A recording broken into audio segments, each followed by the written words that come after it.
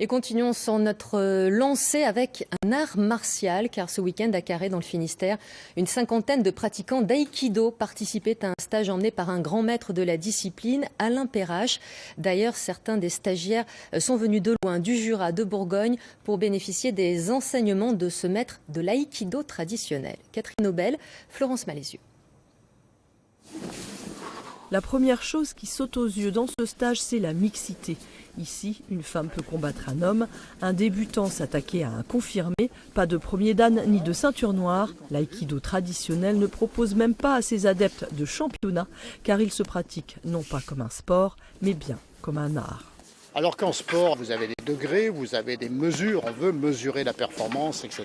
Dans un art, on ne la mesure pas. Vous prenez la musique ou la peinture, on ne va pas dire que Beethoven était 15e dan par rapport à Mozart, vous voyez, ça n'a aucun sens. Comme d'habitude, on va essayer d'aller dans le sens de sa force, voilà, l'amplifier pour la retourner contre lui. Ces aïkidokas n'ont donc pas le souci d'être le plus fort, ce qui plaît particulièrement aux femmes nombreuses dans cette discipline.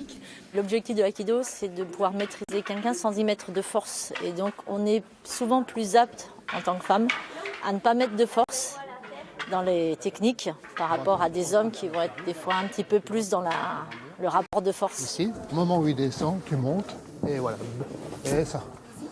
En Bretagne, les premiers clubs d'aïkido ont ouvert leurs portes il y a une quinzaine d'années seulement, avec une poignée d'adeptes. Ils sont aujourd'hui plus de 400, attirés par l'épanouissement personnel que permet cet art martial.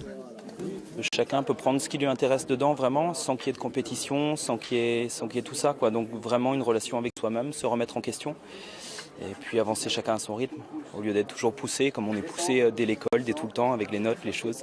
Je pense que les gens cherchent quelque chose d'un peu différent. L'aïkido n'est donc pas seulement un art martial, c'est aussi un art de vivre.